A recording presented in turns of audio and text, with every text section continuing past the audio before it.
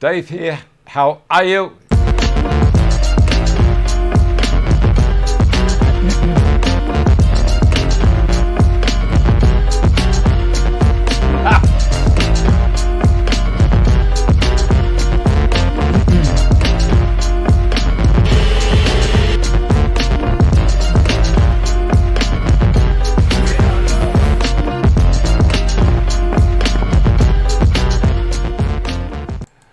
Okay, Dave here, how are you? Is anything coming through at all?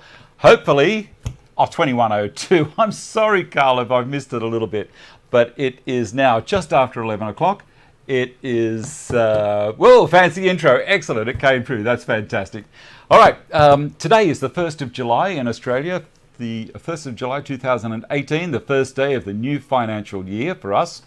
And I believe it is still yesterday for a lot of the world. The only place that's really ahead of us is New Zealand, so that's a place to go to. Now, I've been reading some of the comments down the side here, and here you go. This is what it's like at my place this morning. So yeah, I would like it to be a little bit warmer, not the temperatures that Carl's been talking about, but it's nearly zero. Now that's Celsius, and I know that a lot of people in the Northern Hemisphere, or whoever's using the old-fashioned Fahrenheit scale, that's real zero for them is negative 15 or negative 16 Fahrenheit. Well, for me, it's, zero is freezing point. And I don't know if I said, Dave here, how are you? But there you go, I've just done that as well. Someone reminded me. All right, now, what are we doing? What are we doing today? And the 20,000 tax write-off, of course, continues. Indeed it does. Going to get some festival. Let me have a quick look at what's on the show today. It's another packed show, and as I always say, I don't know what the hell I'm going to do the night before, but it just seems to happen. The last week's winner of the GRS-16 is to be announced. How to cheat the 19mm thick dog hole rule. And it's basic when I show you, but you'll go, you know what, how cool is that? I can do it up to 32mm thick. And that's impressive. Another idea from Yellowbox Shed. Inside your table saw maintenance, I've been asked a couple of times whether I can show what's happening inside my table saw and what I normally do. It's a little bit untidy in there at the moment, so you guys will go, oh, he's human. Alrighty. So what have we got? Jessem clearcut stock guides demo, and they're being given away this week as well. Not my pair, but Jessem have come on board and said, yep, we'll send a pair of the clearcut stock guides that are designed for the router table, and I'll show you how I also incorporate them on my table saw as well. A beautiful rocking chair from Firewood. I had some photos sent in to me, and I couldn't believe it at the beginning. I said, all right, I can see a whole heap of firewood there, like as one big slab, and it just looked terrible. And a finished product, I thought, you know what, that, I don't believe it. And then there's more photos came through and showed me the whole way through it, and I thought, this is fantastic, I've got to share it with you. We'll do a quick look at the GRS-16 PE. Now this is the PE, not the GRS-16. The GRS-16 is the same as this, but it's got a little slide that comes all the way down there. This is the PE, which means I can hook it over the back or at the front. I'll do a little bit of a demo with that. And I also hear people making comment about this bad boy here. We'll have a look at that as well further down the show. And Patreon, check out the rewards. And thank you so much for everyone that's supporting with Patreon. I did a post on Patreon this week and explained, how I've just been getting into doing a whole heap of things here. And I lose track of time. And then videos are coming out and they're not coming out. Oh, it's a mess. But anyway, we'll get there. Where were you? Now, I was doing some photos.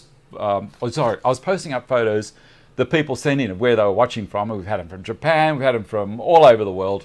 A couple more this week. So a bit of a regular segment. If you can throw up a post of you watching the show in some exotic location, and it can't be just out in the backyard. Well, I guess if it's a really nice backyard, or even if it's just an ordinary backyard, why not? Let's not cut people off from that. And then, okay, sorry. I'm getting too excited. The show's going to be too good. Let's get into it. Okay, first thing we do, straight into the stock guides, and I will turn this camera around to the other way. First of all, I'll do a quick read. 7 degrees here, working on the... Are you... I don't know why Sheila didn't want to visit. Okay. 18 degrees is OF. Okay. Good morning, Dave and all. Paul, need some more thumbs up. There's John Lowry, David M. Hi, guys from Wisconsin. John Canada, 97 Fahrenheit. Dave M. was 97. 26 Celsius yesterday in the UK, more bearable from Stuart West. Hi, Dave from California. Bob Macker, come on, Dave, announce me as the winner now, mate, so everyone can relax. I get excited. I can't get in my motorhome and go on a week's leave. Really happy. Okay, well, Bob, it wasn't you. So in your motorhome and off you go. It wasn't you, Bob. Sorry about that. There you go. Now, I don't want anyone else asking if it was them because I'm not going to tell you. We'll jump to camera 2. And that looks exciting. Let me switch the transition. As I say, that intro that I did, that was, it was a whole lot of fun. All right, I'm going to swing the camera back up here and see if it's all going to play ball for me. If I put it to about there, that should be okay. Now, I have the clear-cut stock guides on my saddle. This is my router fence that I built as a saddle that goes over the top of my table saw's rip fence. And I can pull it back to wherever I need to there. Now, if I move this around here and aim it straight down, that might be better. Can you guys see that? I'm just going to come down the other end here and have a quick look. Damn, you convinced yourself, had you, Bob? Unlucky, unlucky. Now, I had also got out, here it is, this guy. Now, what I might do is I might drop this camera right down on the deck here so you can see what's happening.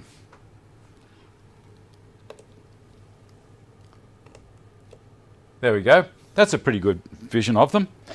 Now, these guys, I've done a video on these before, and these are a coated, well, kind of like a silicone or a rubber of some sort, but it's a non-marking rubberish kind of a compound. And they only go one direction. They can't go back the other way. They can only turn clockwise. So as I'm feeding timber in, they'll allow it to run, but it can't let the timber go back that way.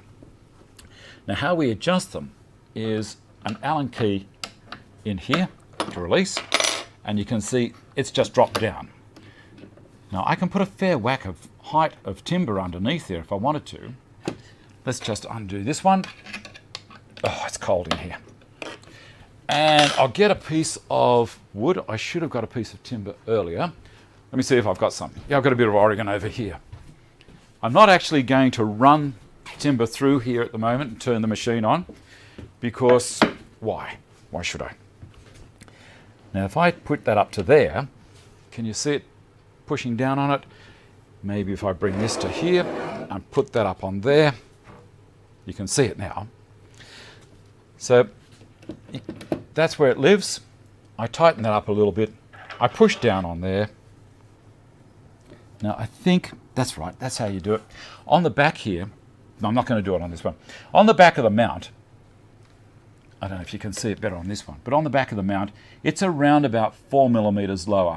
Sometimes on the table saw stock guides, they say to support it on the mount and then take the piece of timber out and then present the timber back to the roller, and that will have sufficient pressure on it. But what I do on this one is I just nip it like that, lift this one up. This is the in feed, and this one is the out feed, like so. And then as I push the timber through, the timber's not coming towards me at all because these have an inclination of 5 degrees, and I'll show you from the top, towards the fence. Now, how good is that? So as you're pushing the timber through, the stock guides are pushing the timber up against the fence. as it's going over the router cutter and also holding it down. So I don't really need to have any featherboards pushing in from the side here. So these things are absolutely brilliant. I'll put that back up there and aim it down for a second and pull that through. And now what I'm going to do, I don't know if you can still see those. Hold on. What's the story there? Wayne, what are you doing? Thank you very much. I'm reading through. See you in a week's time, Dave. Got to get my new table saw from Carbotech. Okay, see you later, Bob. You're a fair weather friend, aren't you? They're fabulous. I have the big set for the table saw as well. Michael last morning, Dave from Launceston. Is there a video on how you built the saddle? No, there isn't. I have these stock guides. They're an awesome investment. Love them. I think they're fantastic. Now, what I have done, though, I haven't done a video on how to build this saddle, but I have done a video on how to build the thing that accommodates these on the table saw for when I'm using the table saw. Now, Jessem said to me, Dave, you know, you really do have to be careful how we're talking about all this kind of stuff, because we have created the stock guides for the table saw itself, and they are more substantial than these guys. So I will show you, take them off, the other thing that I've done. I'll lift this off here, clamp that down so it doesn't come up with it. As I say, I've got a pretty packed show, so I need to push through. Push that back down in there. I love this bay. I love this bay. I love it, I love it, I love it. I'm going to bring the camera around the other side.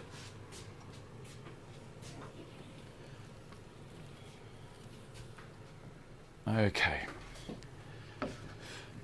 Now, there's the table saw and insert plate and everything on this side. So if I was using the saw as, you know, a table saw, which is what it is, of course, I can also use this guide this jig that I made. Now this one is, I have done a video on this, and this simply drops into here, back to there, and it has a couple of mag switches, and I'll bring the camera over so you can see.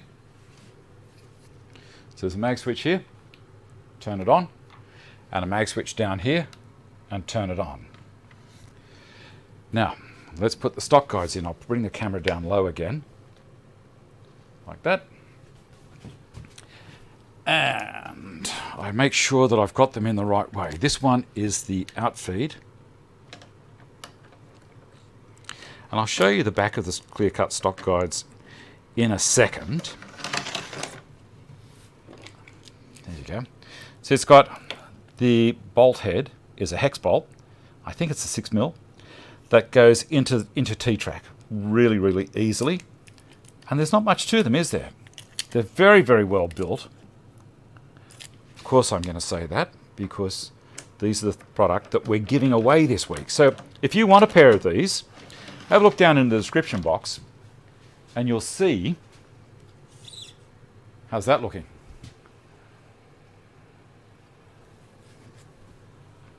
Excellent. And you'll have a look in the description box and you'll see the link to the Rafflecopter giveaway for these guys.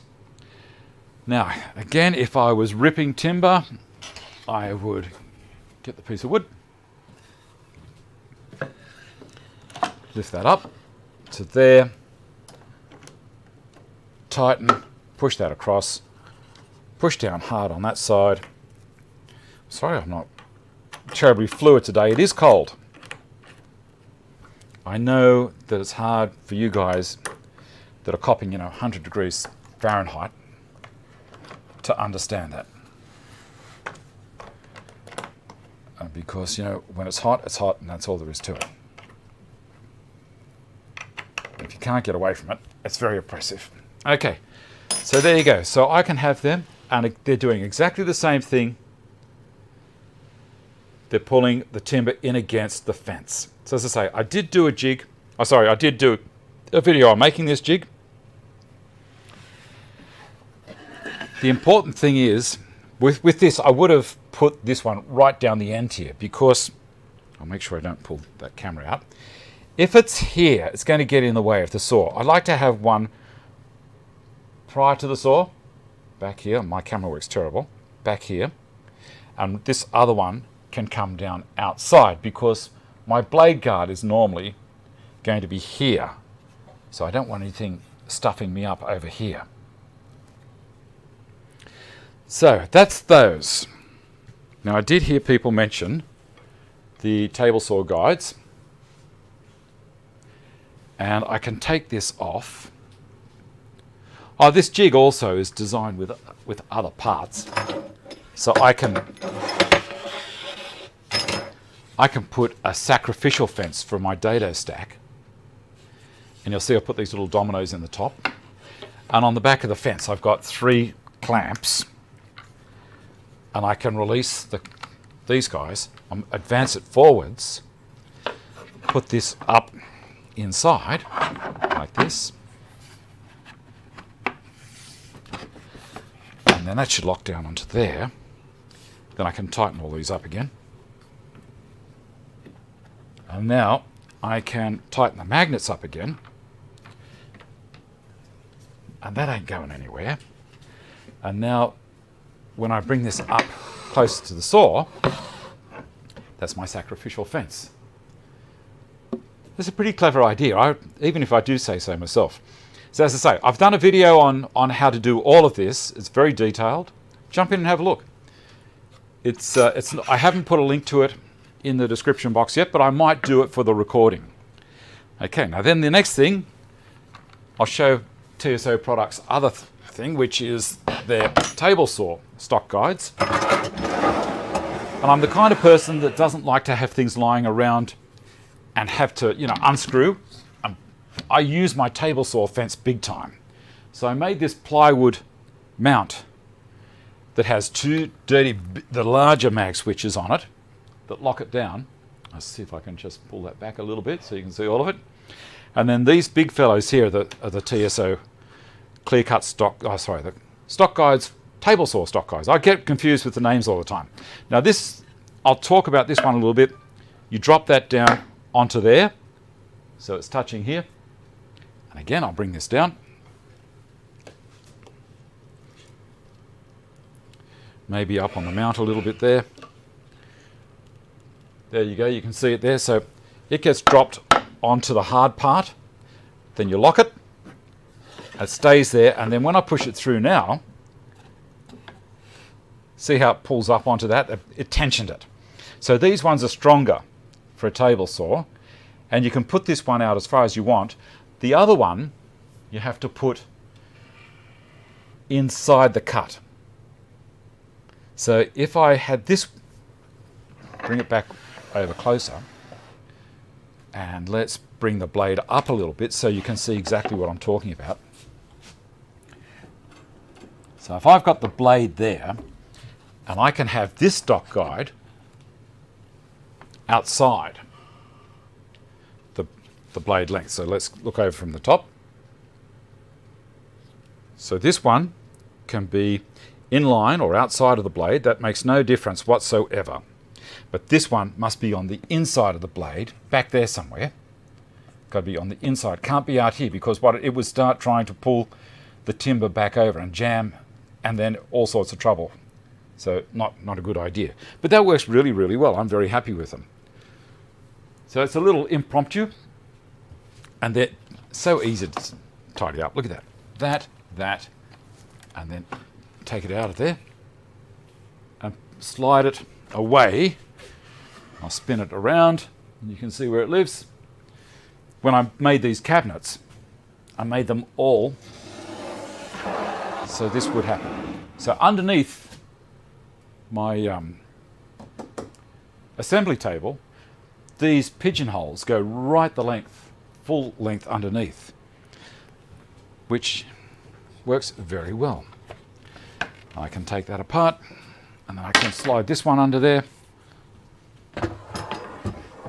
So they're the clear-cut stock guides, and they will be given away, not my pair as I said, but Jessem Products will send them out to who I nominate. And we'll switch back over to this camera to there, and I'm back again. I'll do a quick read. So, did you find that interesting, guys? Like, I try, as I say, I try to show you what's happening in the workshop and little jigs that I make, and away you go. I'm going to do a quick read. Zane S, having used both of the different types of stock guides and the table saw, what are the advantages, disadvantages? Well, the advantage of the ones designed for the router table is that they're cheaper. That's the first thing, straight off the bat. And they will work on a table saw, but they won't hold a big sheet. Now, when I put an 8-foot by 4-foot sheet of plywood or melamine over the saw, it goes straight onto this bench first because it's exactly the same height. And as I'm pushing it through, the table saw stock guides have a whole lot better chance of holding that sheet for me as I'm back here pushing the timber through or pushing the sheet through. It's my third hand holding it for me down there because I haven't got anything to push the sheet against the rip fence from back here. So they hold it beside the rip fence for me very well. The ones for the router table will do that a little bit, but they haven't got the same bearing capacity as the table saw ones have. Also, the table saw ones are dead easy to do if you just put that little bit of plywood under it. You don't have to make that jig. So next thing. I will jump into the next question. Dave M. Dave, how far apart do you separate the front and back rollers? As far apart as you can. So the front roller, on the table saw, the front roller, I have very close to the blade, maybe 2 inches back, as I say, but back behind my blade guard, and the back one out towards the end of the blade, towards the end of the rip fence. Now, also on my rip fence, if you have a look at the video I did there, I also have a hold down. I've got a T-track that runs across my outfeed table, and I have a hold down clamp that holds the back of the rip fence down so that the stock guides can't be lifting up too easily. See, where the front of the rip fence is clamped at the rail, it can't lift. But at the other end, you know yourself, you can lift a rip fence unless it's got one of those lockdowns that holds it down. So that's why I built the lockdown. It holds the rip fence perfectly straight and can't lift. And then the stock guides can perform as they can, obviously. All right, okay. Getting dragged out by the ear. Well, Bob, you can come back, mate. It's not a problem. Fine, that's a super addition to your table. I love it. I absolutely love it. 6937. Only 69 people watching. Maybe they didn't like my intro. All right. Vincent, you can nominate me. Okay, that's not a problem. John, thank you. I have a different brand. Okay, John. Nick, now I want them even more. Of course you do. Of course you do, Nick. Thumbs, I guess. Scott K, when is the CNC being delivered? Can't wait to watch you play with that new toy. Scott, just between you and me, everyone else, look the other way, put your fingers in your ears. This is just for Scott. I have the machine, it's built. Last night it did its first travel up and down the Y and X axis. That's where I'm up to with it. I've been videoing the whole thing, so I'm going to release 2 videos. One will be the short video, which is for entertainment, basically. Me building it, in a rapid fashion and getting to play it and do a cut with it. The second video will be a very intense instructional video because I like to do that kind of stuff. If someone wants to buy one, and I'm not telling you to buy one from CNC Router Parts, although that would be nice for them. They would say, wow, we've sent Dave this machine and we're going to get some reward for it, which is fantastic. Now, I'll tell you now, the construction has been very, very easy. I've seen comments from other people building other machines and they've been pulling their hair out a bit. It's not to say that it's been plain sailing. There have been points along the way where I've been going, what am I going to do here? But that's one of the reasons why I'm doing the videos, is so I'm getting back to them and saying, I think this needs fixing, I think this needs fixing, and you need to be a bit clearer about this instruction here. So I'm trying to do a full-on instructional video on that particular machine. So, as I say, it was fun. When I turned it on for the first time and it came to life, it was like Skynet. I was thinking, where's Arnold Schwarzenegger? He's got to be here somewhere. this whole gantry just went down 8 feet and travelled across 4 feet. So anyway, that's all coming. Here we go. The next thing. Fine woodworking, very interesting. Steve Allbank, the table saw stock guides are great and the safety is reassuring. They are, Stephen. The clear-cut TS stock guides look like a great addition to a table saw. David, they are indeed, Dave. But chicken Tagini is cooking. Well, good on you. Peter Woolworth, plenty of thumbs up. Thank you, Ian. If you nominate me, Jessem will sell a new router table on lift. Yep, Scott, it's very exciting. Josh Gray, hello from South. I notice I'm slouching. I'll do this one. Do the He-Man pose. I get tired if I start sucking my guts up too much. You finally just slouch back down again. Okay. Dave, you're an awesome teacher. Thank you so much for that. That's a pleasure, David. Thank you. Sean Lees, I've already got the Jessem router table and lift. Great comment. The stock guides would be the icing on the cake. Scott, looking forward to it, Dave. I hope you do a series on it from software to hardware. It will be all covered. I will just travel down this track. I'm obsessive with things. I have a obsessive compulsive nature. That's me. That's why I've got a nice tidy workshop. I don't like leaving things unexplored. I'll be back. Okay, Stephen. Research. Give me your clothes, your motorbike, and your CNC machine. Respects Wood. I don't own motorbikes anymore. I used to as a young guy, and I had a couple of Ducatis, and I loved them. But you get older, and you realise, you don't live forever. And what little time I've got left, I want to stay with all of. I broke bones on the bike. I came off it too many times. I have a little car now. All right, Dave, bought iMuffs from Cedos Geelong. Great. That's great, plenty. On the iMuff thing, you'll notice that George actually sold out. People were putting in orders all over the place, and he wasn't sending them out because he didn't have the stock. So as soon as the stock came in, out they went again. So if you had a bit of a hiccup there, he will address it. And George is extremely busy. He's not a big company. He's out on the road a lot, promoting his product and doing all the wrapping up at home or at his business. And so sometimes he doesn't get back to his emails as quickly as he should. I know it's annoying. I know it's very frustrating. You think you're the only person in the world and he should be talking to you. Well, he's probably got thousands of people that all think the same way. So I did a little gentle tap on the shoulder and said, George, you've got to respond to your emails a bit quicker. Okay, so much easier to get these things when you live in the US, Canada. Exactly right. Jessem products are made in Canada. So what's the next thing? I have a little run sheet here.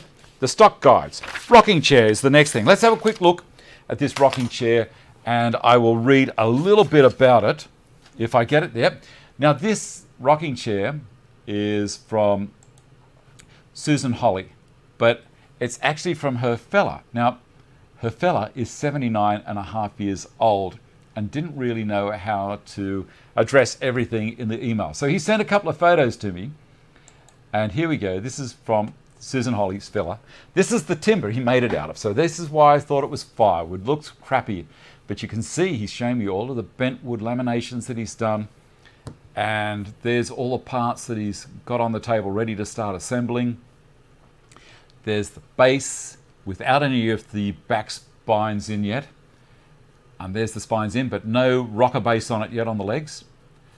And then there is the finished product. Now, how beautiful is that? He says, from your 79-and-a-half-year-old fan working on a chair, 3, it will be maple and pecan. Yes, Susan did help on the builds. She was a carpenter also. I'll switch this over here. We built houses before I retired. What a great combination. How good is that? I know I say that a lot, but it is. That was really, really nice. What's the next thing to jump onto? Where were you? That's right. That's the next thing. We've got all these pictures that people send in, and I think this is a great thing. I love to see pictures of where you've been and if you've been. John's just making a comment there. It's hard to keep up with customers' emails. So here we go. I'm going to throw up a picture. This is Wayne, who has been having a bit of a trip up the coast in Australia, and there he is, and here he is watching with a beer outside of the camper home. Not live, obviously, because that looks like it's night time. And here is poor old John, as you saw, John Lafferty in hospital, in the emergency room, and you can see on his right elbow there, that's where they're going to start doing the dialysis for him. So he had a little bit of a hiccup there, so he was waiting in the emergency ward, and he thought he'd just tune into the show and didn't want to bore everyone else with the sound of me talking, so he's got the earmuffs on. Back to this picture here. All right, that chair rocks. It does. The chair is fantastic, isn't it? I love it. I've got a chair's worth ready to burn. Okay, a chair's worth of firewood. Stephen, you always do things slightly cryptic. Has anyone told you that before, mate? I'm sure they have. Okay, GRS-16. Now, if you don't know how to use these things, I'm going to show you. Now, this is one of my Festool rails, and you'll notice that this one is not in the catalogue. Why? Because that. And that says FS10502. Now, how the hell did I get that? Well, I'll tell you. When I first put pictures up of it on Facebook, I was having some fun. People were going, you know, how did that happen? How did that happen? Well, what happened was this rail got bent by a car, I think. And there was 200 millimeters at the end that were absolutely stuffed. It was crunched. So all I did was put it on the Capex and cut the end off. And that's what I was left with. And it works great. Why throw it in the bin? You know, it was perfectly good. So I'll stand up for this part. We'll get this. This is the GRS-16 PE. This isn't the 16 itself. And it slides on to the track here, like so. I'll tip it up that way so you can see it a bit easier. Slide it up to the end. This little clamp goes on it. We lock that clamp, and that's it. Now this here is perfectly square. And I've done videos to show you how square it is. It is unbelievably square. It's as square as you're going to be. Now, why did I get one? Well, I was looking for a square to use on gyprock when I was doing a little bit of sheeting in the house. And I thought, you know, they want a lot of money for these squares. You can buy them from plaster supply companies. And then Steve Innes put me onto these, and he said, Dave, I'm sure that if you got in touch with them over at TSO Products, they'd probably send one to you. And they did, and it was fantastic, and I haven't looked back since then. And I've developed a very healthy relationship with TSO Products, and they're magic. As I say, this is what someone, not this one, as I say, this is the PE. The 16 has the angle comes all the way down here. This part isn't on it. And that will be given away to someone, and I'll probably do it in about 10 minutes time, around 1:45. So hang around till at least then. Now I've been reading through some of the comments, and I'll do a quick read on that if I have time. Yep, I'll read some of the comments at the moment. Ian Easton, you didn't win. All of them. This is what was in TSO Products, but especially the GRS-16 and the MTR-18. Now this is the MTR-18, and this is, I call it a square, but it's been called a triangle, and you can understand why. You know, it looks like a triangle, but this is the square corner. It also has a lip just here that I can unscrew. There's these screw mounts down the back here, and then it becomes an accessory to work on the Stanton bench. And I take you through all of that on the product. So if you were to type in MTR-18 on YouTube and Dave Stanton as well, then this will pop up. Have a quick look if you're interested. Now I'm going to give you a heads up. They're not cheap, but they are precision products. And that's one of the things I like. If something works and it's going to address your need, and that's what I mean. It can be a whim if you want, if you're in a situation where whims are, you know, looked after financially, or if it's a need, you will have to weigh up yourself as to whether or not it's worth the dollars. I need a drink.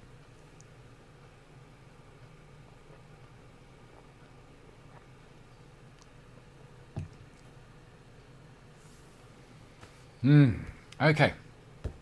reading through some of the comments there. So Ian, and so John Lafferty, you also did not win. I'd really like the PTR-18 Precision Basic Triangle. I don't have a practical large square. Well, that's exactly why I got it. Steve Ho, you didn't win either. I like the MTR-18 and the PTR-18. I think, I don't know what that PTR, I think it may be the, all right, well, it could be there. Both of them are very versatile tools in any shop. John Lowry, you didn't win either. I'd love to win TSO GRS-16. Dean K, you didn't win either. It's a fantastic website and great tools. Vincent Ngian, you didn't win either, mate. GRS-16 PE, but would be nice to get this one. John Bottomley, may as well give it a go. Well, it didn't happen. Derek Lark, you're in the same boat with John. Didn't happen for you. Precision and me, yep, need that triangle set. Greg Begeni, even though you wrote really nice things, didn't happen. Plans for the Stanton bench, hands down. Ian Caps, nope. The TSO MTR-18 Precision System Triangle set looks to me to be the perfect companion to my Stanton bench setup. I'm sorry, even though you said really nice things. Lewi Uberg, nope, you didn't win either. PTR-18 Precision Basic Triangle, if you have this and the Path Guide system, you can make your own MFT. And that is exactly right.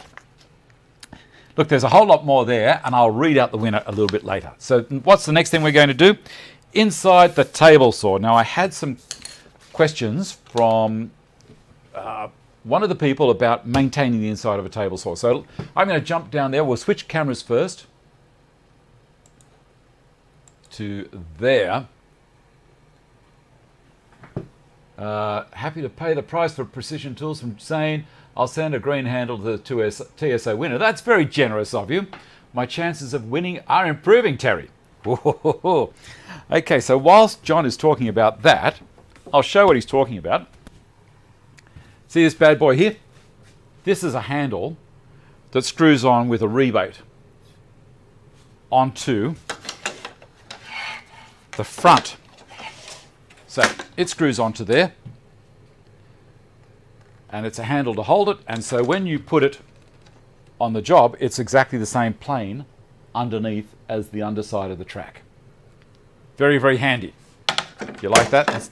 What a pun. Handy. Get it? All right, down here to the cabinet saw. And move the cable out of the way. Now you'll notice there's some dust. Well, that's just unlucky. I'm going to open this bad boy up, and you'll see inside, first thing there is, this happens to every saw, every inside of a cabinet saw. I'm going to clean that out straight away, so there's going to be a bit of noise.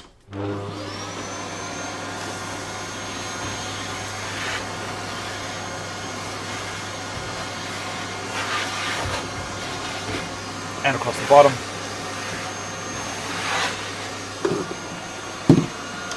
It wasn't a lot of noise, was it? Straight away. That's clean. Now, inside the cabinet saw, you'll notice down the bottom, if I bring this in closer, that might work. Now, the bottom of most cabinet saws is designed as a hopper. So the floor falls towards the hole over the back here.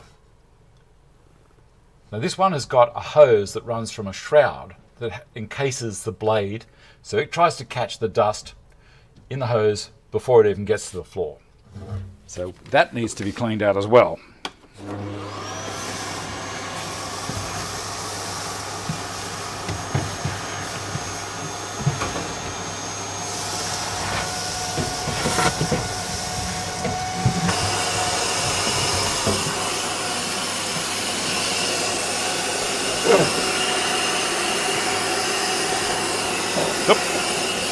And there was so much in there, it filled my vac up in that very short time. So we won't do any more there.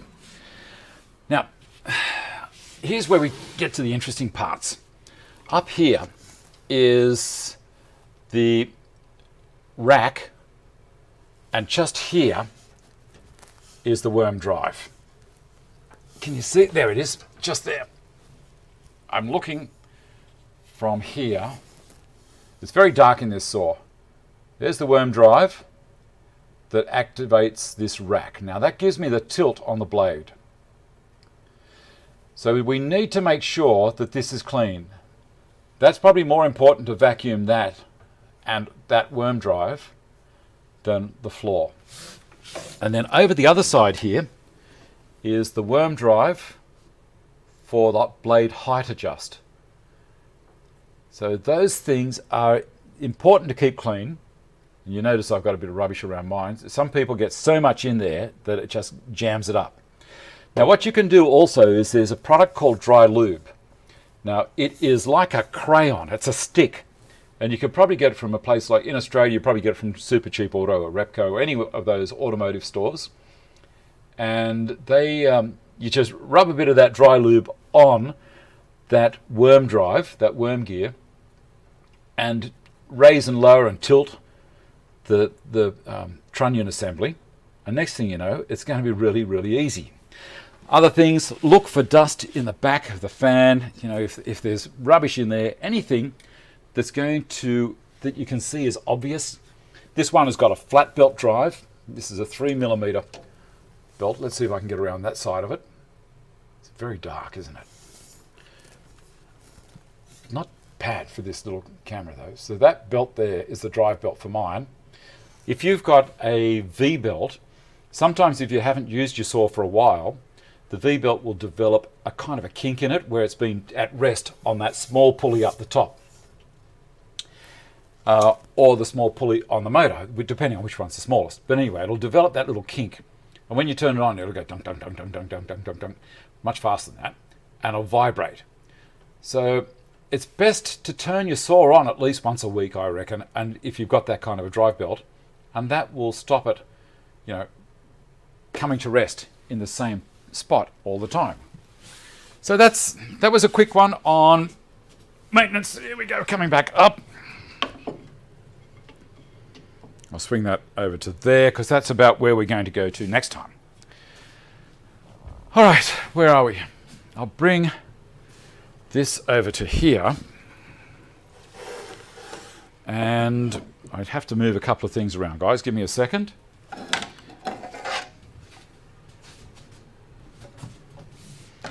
Now, this is the part that a lot of people are going to be interested in watching. I'll switch this camera back to here.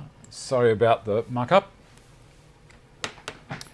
You must be living in the future. I'll probably have to read the rest of the comments there.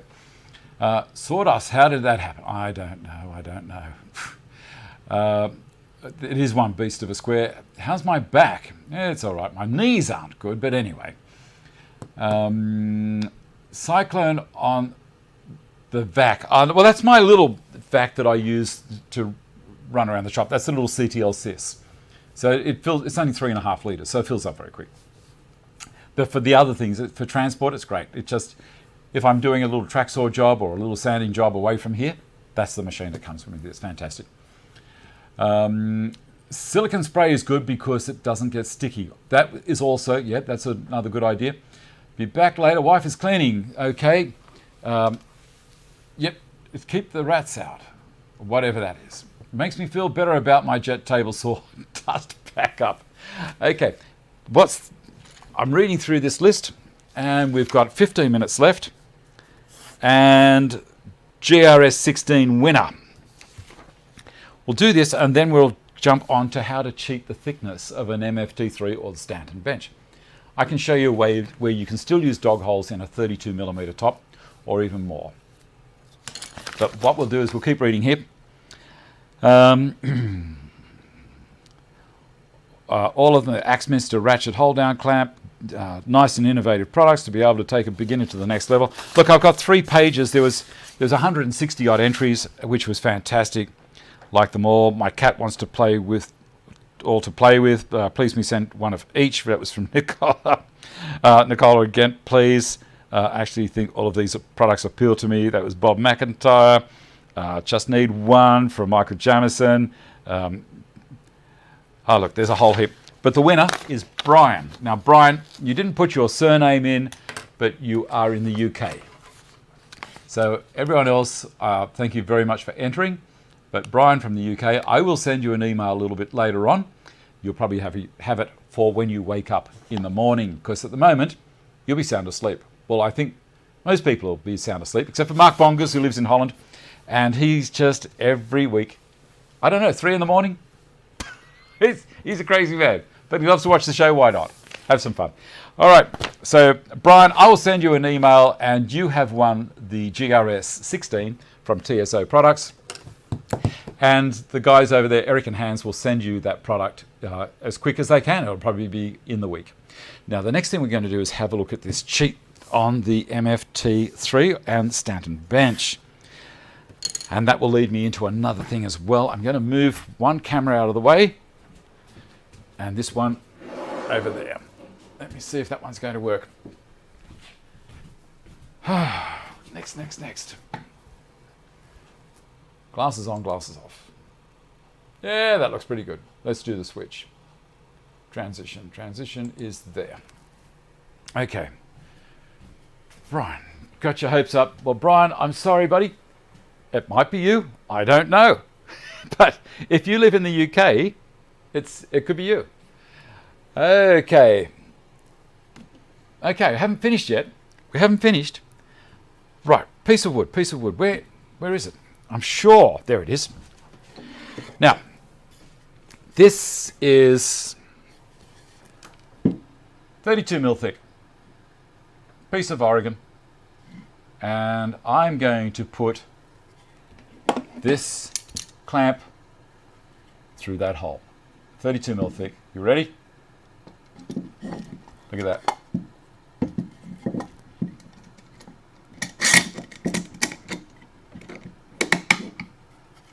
How's that? Did it? Amazing. Amazing. Now, how the hell did I do that? There's a thing called counterbore. So on the other side, I have a 45mm hole. And I'm going to go through that demonstration and I'll show you exactly how to do it the dead easy way. Now, if a lot of people, Stuart Cotterill had an MFT top or a Stanton bench top, whatever you want to call it, or pulp top, made, and it was 25mm thick, and he was concerned that the dogs wouldn't go, but the guy there counterbored it for him. So I'm going to show you the quick way of doing it here. Piece of 32mm thick timber, and I'm going to use the UJK path guide system as well, and I'm going to run a 3mm drill right the way through to start. So the thing is that this must be able to go all the way through. Okay? So I'm going to put that there and drill. I've gone all the way through. There we go. Let's just say that hole has been drilled with the path guide system.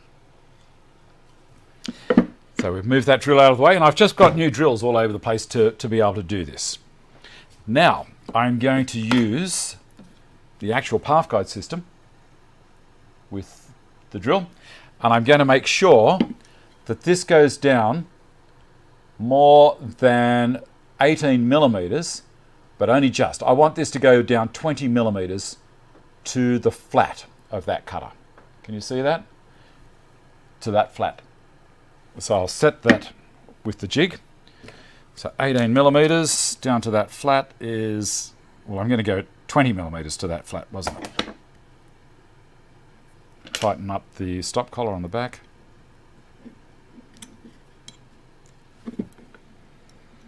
This is a great system. Okay, so to the flat, I'm at 20mm. Right, we'll put that into the Centratec chuck on my little CXS, which everyone knows is my favourite drill.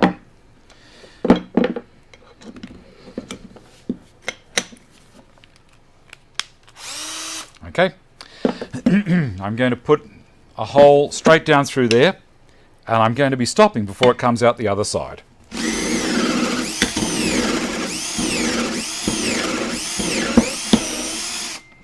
Done. Right. See that hole? Blind. Other side, it's come through.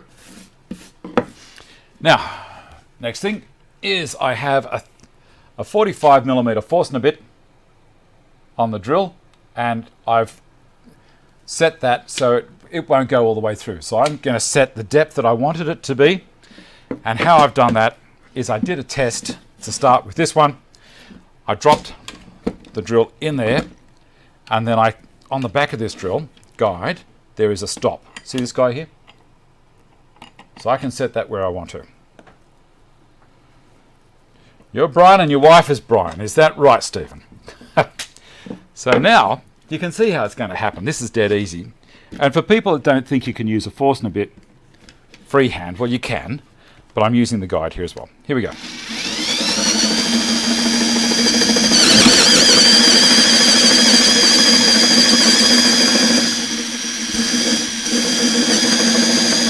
Now I'm at that stage, I can do it two hands.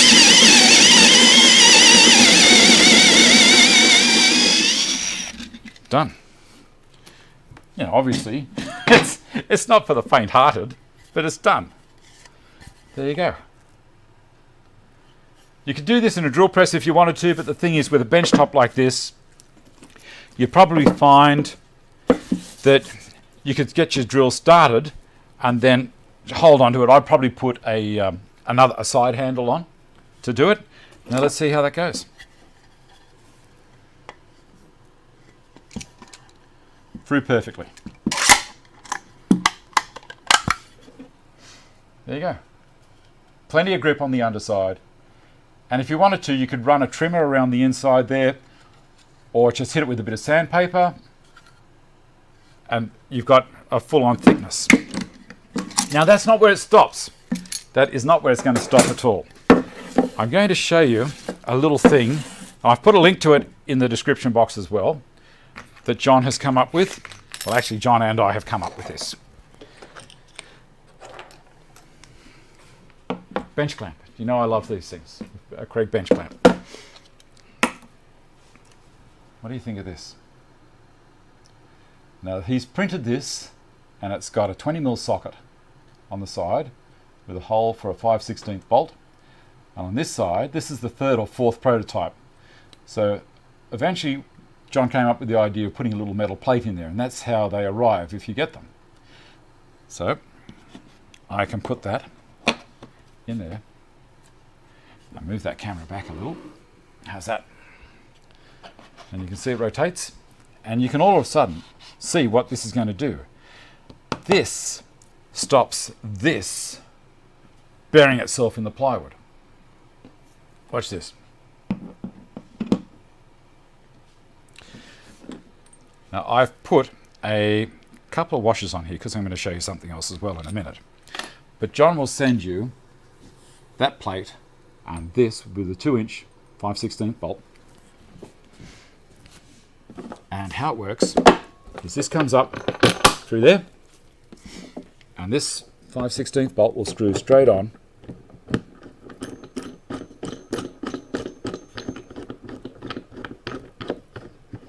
to there. I can rotate that wherever I want, and then I can hold down whatever I want. Look at that. And notice here and here, the bench is fine. There is no killing the bench top. Holding flat. Again. Yeah, this is great. I love it. Heaps of pressure on there. I could tighten this clamp up and not really worry about the extra force. That's backing it off. Let's go the other direction. Do you see it moving as I'm pushing it down? Watch. That's the flex in the timber, but the timber is not affected at all. Okay, so what's the other thing that I was going to show you? That's right. How good it can be if you want to build a thicker top than this. Now you can build the Stanton bench with whatever thickness timber you want now. It's easy. Just use the layout on the top as I've done here. And you can grab the plans for this and you can do the apron as per standard with the 18 or 19 mil thick ply. And I'd go through all of that process for you. But if you want to build something this thick, you can do it. And all I did was I got a couple more washers, 3 more washers onto the bolt, and then I can put those into there. And you notice I can still turn this, and then I can put this, and that's the great thing. See how at the moment it's wobbling all around, but when I put that on, it centers it, not wobbling around now. And then I can screw this guy on.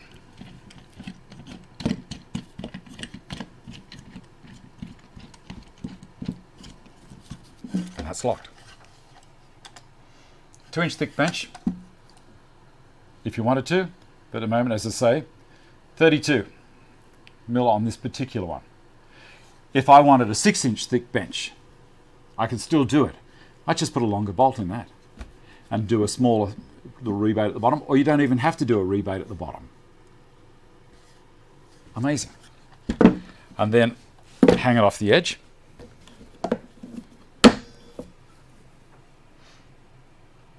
Now you guys work out whatever you want to do, but I'll tell you what, I reckon that's a brilliant idea. So John, I take my hat off to you. You've done another amazing design there. And as I say, it was a bit of a collaboration, that one, between John and myself. We had a look at what was available as far as the bench and everything was concerned. I'll switch the cameras to there. We had a look at the what was happening with this bench, and if someone only wants to put a few dog holes in, you can.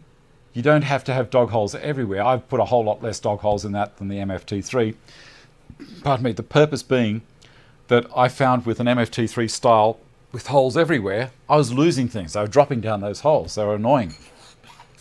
And I thought to myself, well, where's an area, a regular area, that I would use the Festool clamps or the Craig hold down clamp, bench clamp, whatever you want to call it, and the dogs to be able to cut with. And that's why I came up with that particular pattern.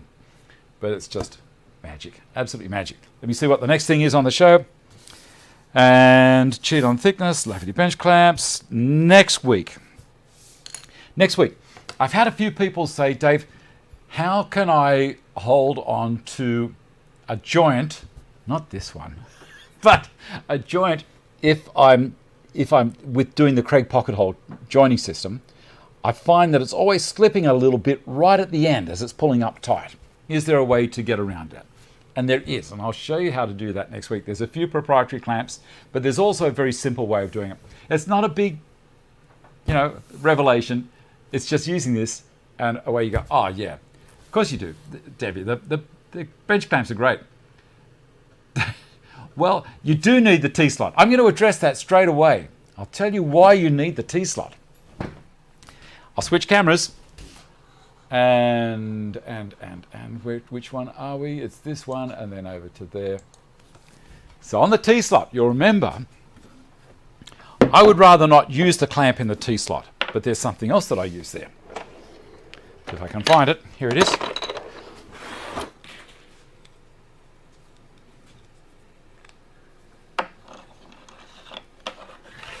See this? And I can tighten that up. And I'm going to bring the camera in nice and close for this one.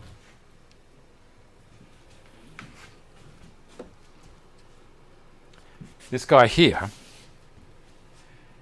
is one that John made for me because the Mini T-Track is thinner than the clamp track. So John made these up for me on purpose. Now I use these as a support. If I'm doing a frame, I can make sure I've got something pushed up against that. I haven't got a piece of timber here at the moment to do that, but let's pretend that the tape measure is a piece of timber. They can get pushed up against there. If I have a couple of these along here, I can use that as a stop. And then now I can also use John's design here on this bench clamp to use this hole back here to reach over the top and hold that. And this won't go anywhere. But we'll talk about that more in detail on another day, because it doesn't stop. It just doesn't stop. I think I'll finish the show from here, guys. Thank you so much for watching. We've managed to fill up a crazy hour again. I hope that you picked something up from the show. It's a pleasure for me to do these. They take me a while to do it, but you know, the reward is watching all the people watching and saying, you know, of course. And that's all it is. It's just, of course. The CNC machine is coming along. As I say, I've built it. I haven't done the video. I've filmed the whole lot as I'm going along. I don't want to release anything about it quite yet until I've got some video to show you. And then we'll hook in and I don't want it to overtake the show. It's going to be another segment on the channel, so it won't have its own area, but it won't be week after week after week CNC. That's not going to happen. I still want to do things like get a hand plane out, and talking about that, I'm expecting a couple of planes to arrive this week, and that'll be fantastic. And I was also going to show you the DeBolt blower. You got a second? I'll grab it. Give me a second. I borrowed one from Jeremy, and I was going to use it. So Jeremy Carter, he doesn't like being called Jamie Carter, it's Jeremy Carter. Look at this thing. I borrowed this from him, and it takes a 50 volt flex volt, 54 volt flex volt battery in it. So here we go. I didn't think this would have much grunt, but I'll tell you what, the first thing to do was to work out how to take it out. You push this button down and that lets the cap off. This cap makes this battery enabled to be carried onto an aeroplane. Did you know that? There's little things that you're learning all the way. Here we go. I'm going to plug it in to the back there, and this will now be a 54 volt blower. You ready? I'm going to blow that off the thing there. Careful.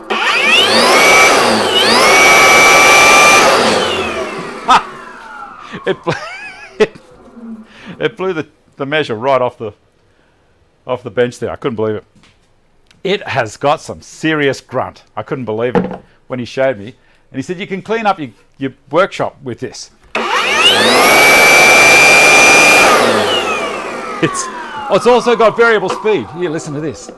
I can turn on soft.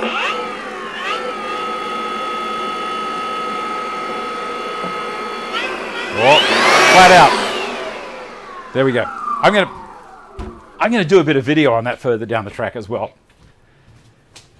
And turn the camera around this way. Why not? Why not? Why not? Back this way. And there we go.